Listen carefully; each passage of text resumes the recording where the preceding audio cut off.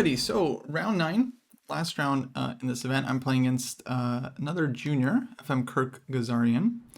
Now, Kirk actually ended up, I think, getting his final IM norm, or he might have already had his norms, but I think he ended up like crossing 2400 with this tournament, so I think he's now an IM elect.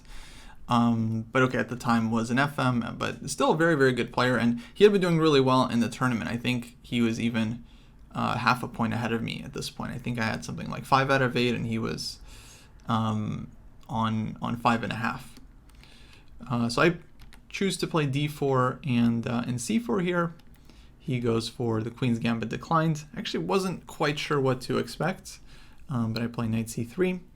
And then he surprises me with the Vienna, which I don't think he had ever played before, as far as I had seen in his tournament games.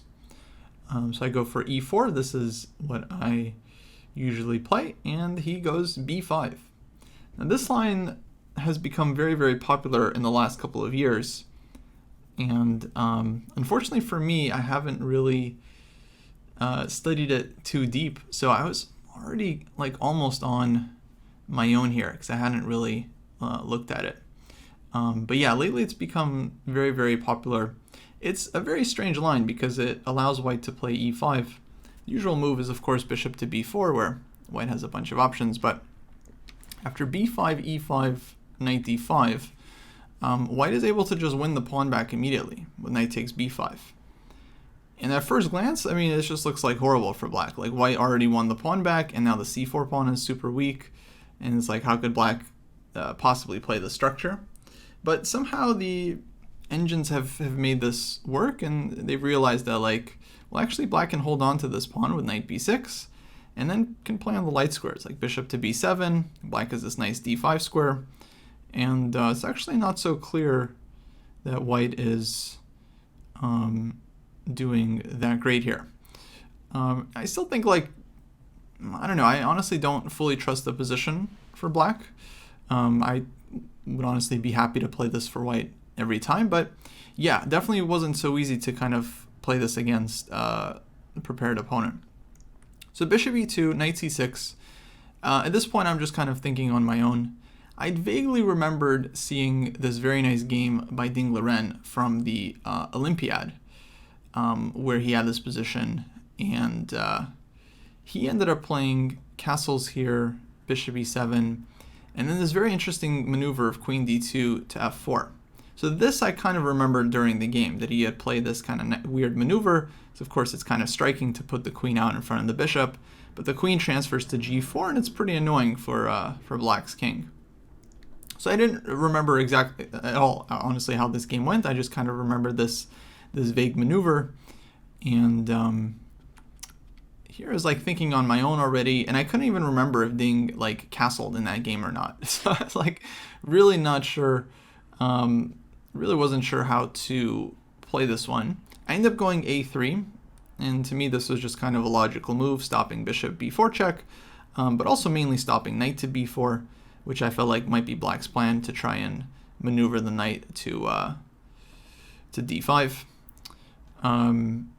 Not sure if this is such a great move. I think it is reasonable. Black played bishop e7.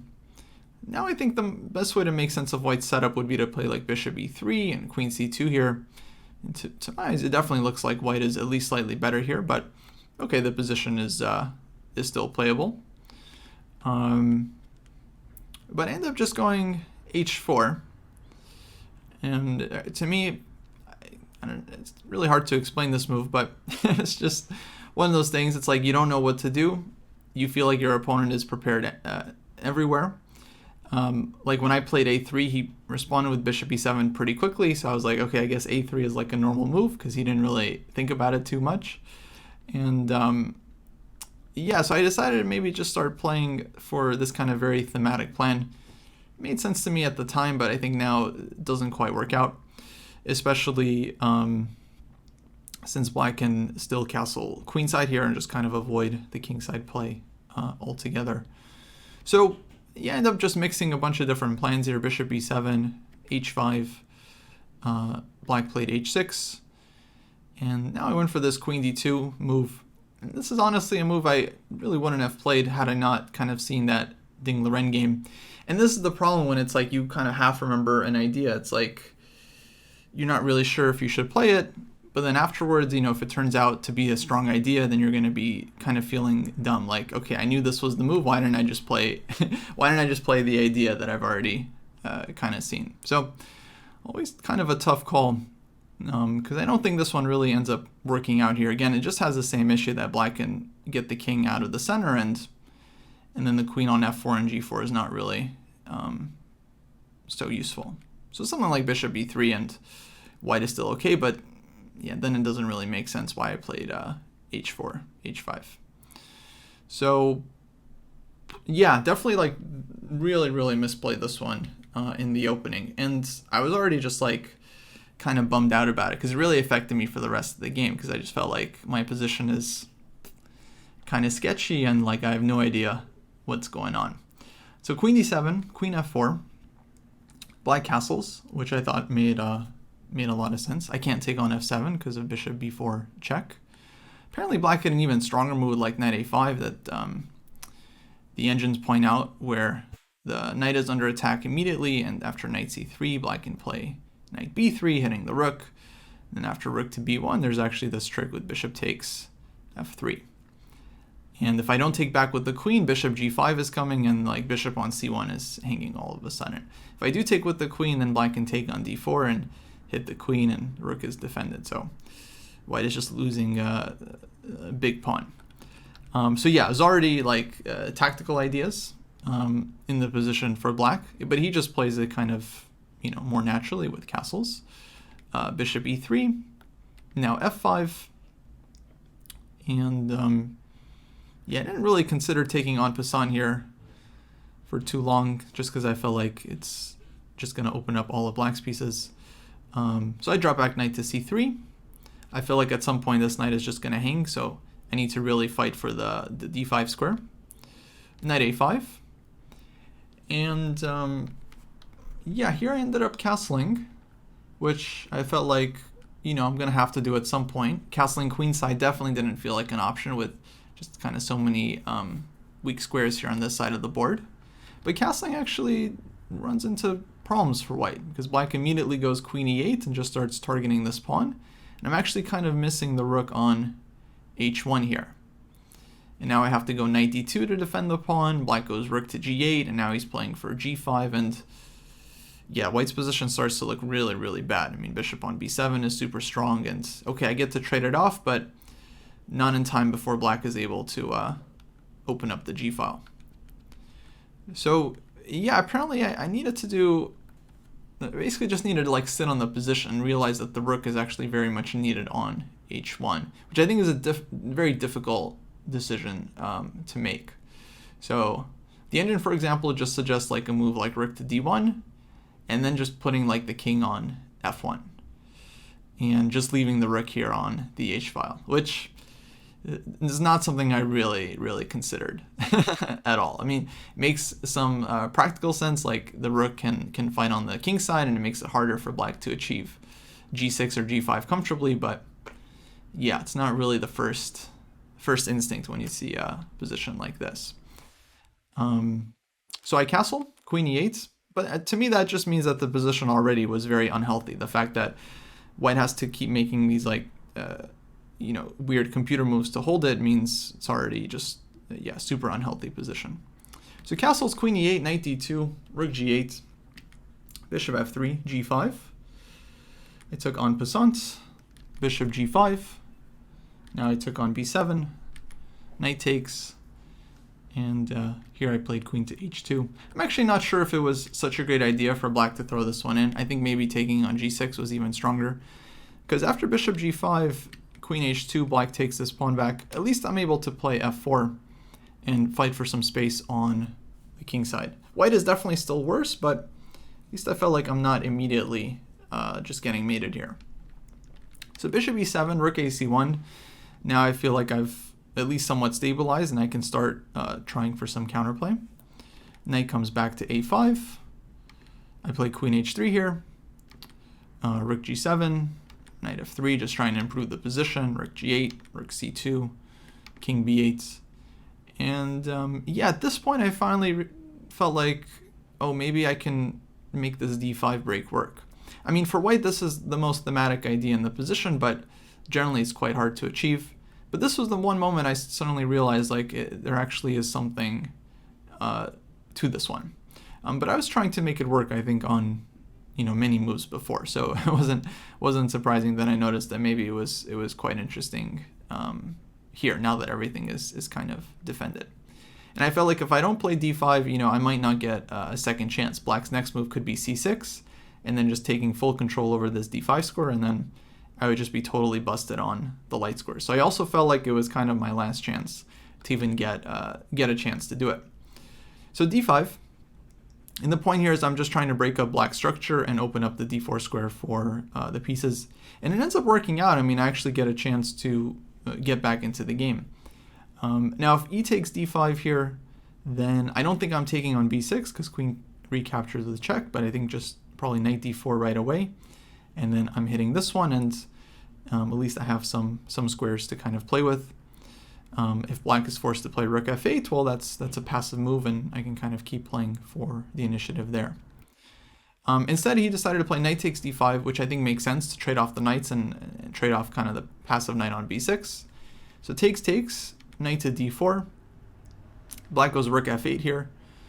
And yeah, now I actually felt like I was getting somewhere. After some time, I decided to play b4 here, with the idea that c takes b3 could be met with knight takes b3. And if black takes this one, then either rook b1 here, or rook b2. I think this one, and then I'm regaining the knight. The queen can come to f3 at some point, and yeah, I mean, black's king is starting to look quite weak as well. And I felt like, well, this is great. Like, white is at least getting some play. Because when you're worse, it's like, it doesn't really matter to you whether you're equal or you're slightly worse. If you're getting counterplay, you're just kind of happy with that. It turns out it probably would have been stronger to throw this one in first. And I think I was considering this move, but I'm not sure exactly why I ended up rejecting it.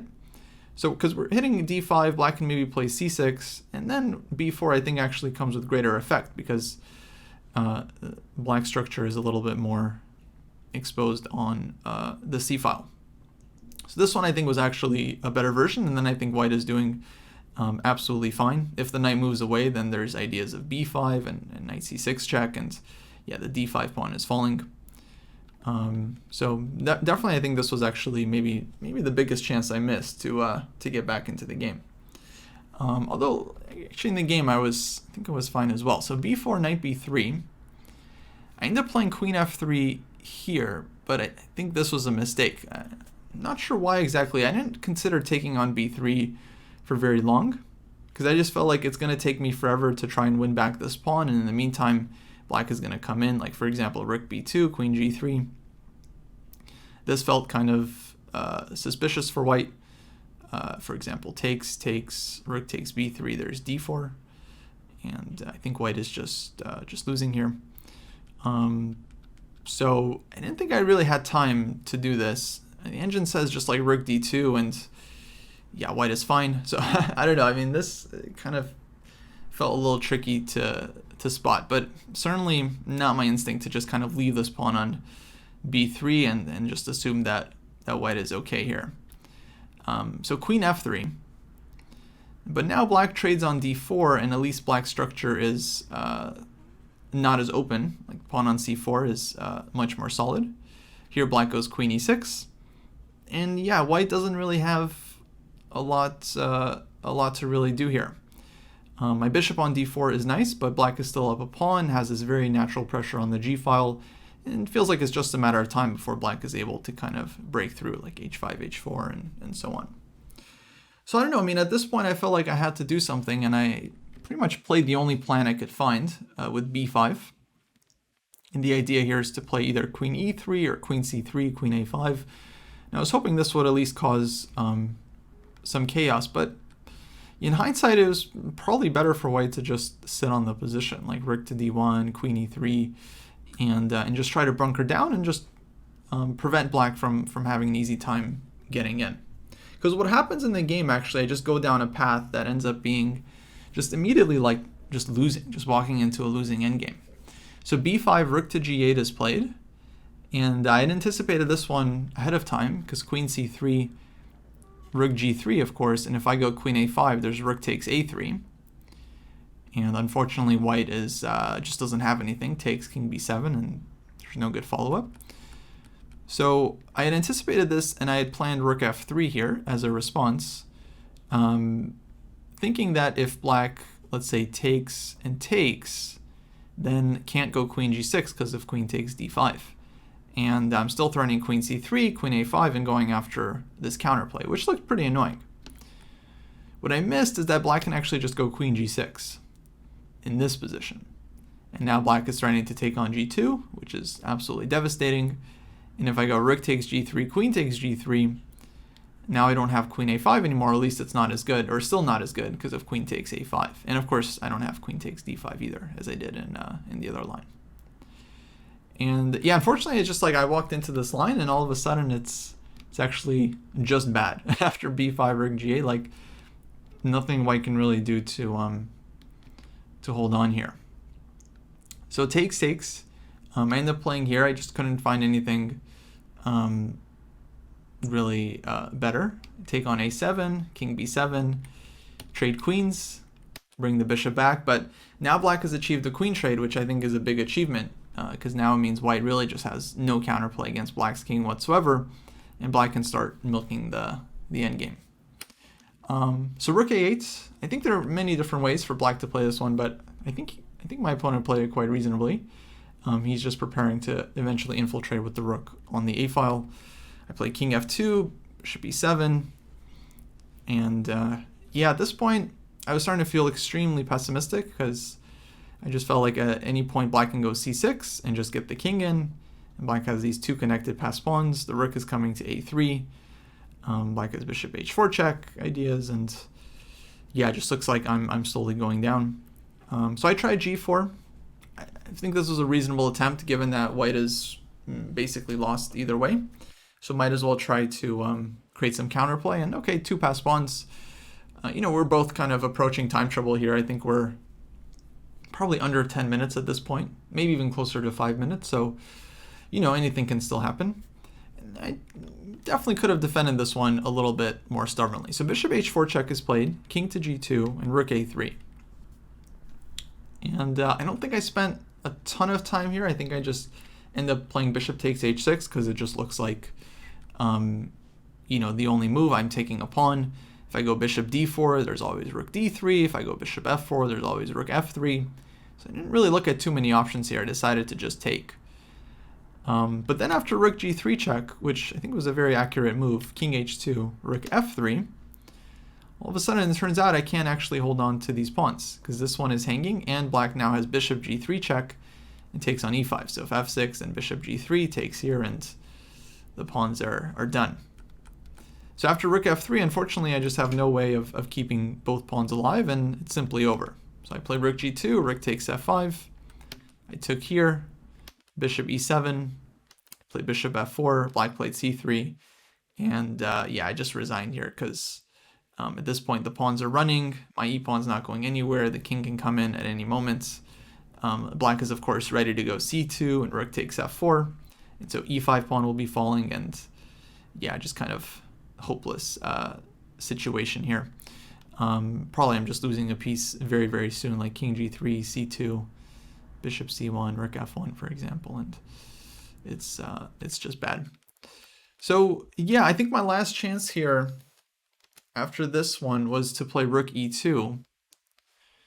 Definitely not the first instinct, just to kind of passively defend the piece. But it does stop black from this, rook g3, rook f3 idea, and it keeps two pawns on the board for white, two pass pawns. So I think, still some chances that black could have messed this one up. I mean, at the very least, it doesn't make it easy for black, which I think is the main thing you're trying to do when you're defending a lost endgame, is just not make it easy for the opponents. I think black is still winning here if they go like rook d3 with idea to play like d4 and c3. So definitely winning with black with best play, but yeah, again, when you're lost, you just have to kind of take your chances however you can get them. And yeah, definitely didn't do the best I could in this game.